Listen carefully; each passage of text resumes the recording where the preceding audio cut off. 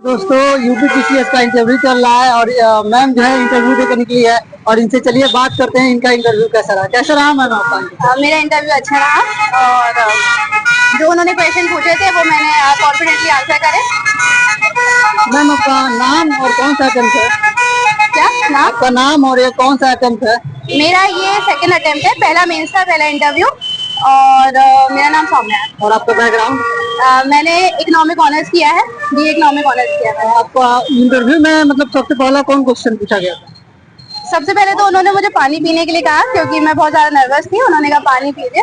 फिर उसके बाद उन्होंने मेरी ग्रेजुएशन के बारे में पूछा और उसके बाद मेरा जो पूरा इंटरव्यू रहा वो मेरी ग्रेजुएशन के सब्जेक्ट के इर्द गिर्द ही रहा।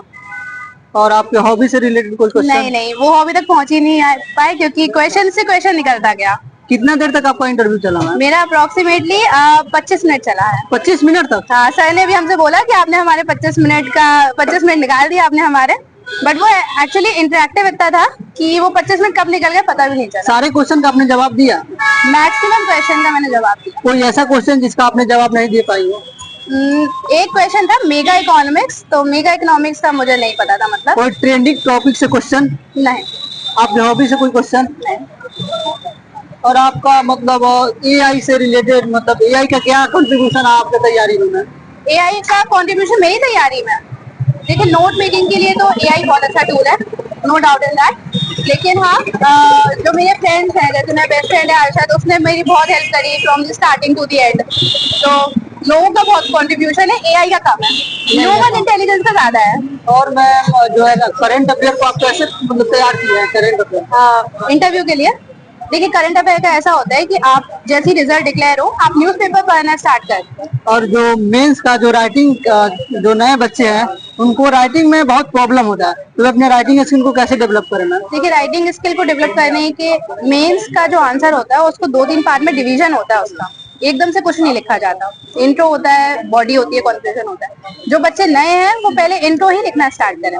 अगर कोई क्वेश्चन होने आया तो बस इंट्रो लिख के ज्यादा प्रेशर ना लें, धीरे धीरे डेवलप होती है आंसर राइटिंग। और मतलब आपका फैमिली में सबसे ज्यादा किसका कंट्रीब्यूशन ज्यादा रहा आपकी तैयारी में? हमारी मम्मी का, सुबह से लेकर रात तक उन्हीं का कंट्रीब्यूशन है। मुझे बस पढ़ना है तो वो है हमारे लिए। और मतलब आप कौन कौन से स्टैंडर्ड बुक्स को फॉलो किए मैम? देखिए प्री के लिए स्टैंडर्ड बुक्स की बहुत इंपॉर्टेंस होती है, जैसे लक्ष्मीकांत हो गया, स्पेक्ट्रम हो गया। इन्वायरमेंट तो आपकी हो जाती है और घटना चक्र की जो बुक्स आती है उनको यूज करा जाता है। और उसके अलावा जो normal study for civil service का कुछ कंटेंट है जो मैंने यूज करा है ऐसे ही। और मतलब कोचिंग आप कोचिंग की हैं?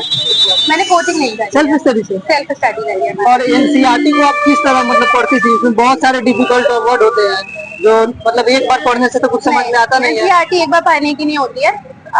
आप एनसीईआरटी पढ़ना स्टार्ट करें तो सबसे पहले तो जो डिफिकल्ट वर्ड हो ना तो आप डिक्शनरी लेके बैठे, तो पहले तो आप उसको पहले मार्क करेंगे, सेकंड रीडिंग में आपको समझ आएगी एनसीईआरटी, पहले में तो आएगी। आप मतलब किस क्लास से एनसीईआरटी को पढ़े, 6 से या 9 से?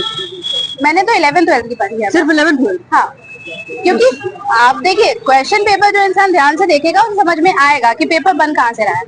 पेपर एनसीईआरटी से नहीं बनता है। पेपर एनसीईआरटी से नहीं बनता है? पेपर एनसीईआरटी से नहीं बनता है। पेपर बनेगा आपका नॉर्मल बुक से, जो बच्चे पढ़ते हैं ना, ल्यूसेंट हो गया, घटना चक्र हो गया, पेपर बनता है इससे। ल्यूसेंट पढ़ी थी मैंने? जी हाँ, ल्यूसेंट मैंने पढ़ा, मैंने घटना चक्र पढ़ा, मैंने स्टडी फॉर सिविल सर्विस का मटेरियल पढ़ा और मैंने लक्ष्मीकांत की किताब बहुत पढ़ी। पॉलिटी के लिए उससे अच्छी कोई किताब नहीं। कितने बार तक आप मतलब कितने टाइम्स आप लक्ष्मीकांत को पढ़े? लक्ष्मीकांत तो मैंने कम से कम पढ़ी है 6-7 बार।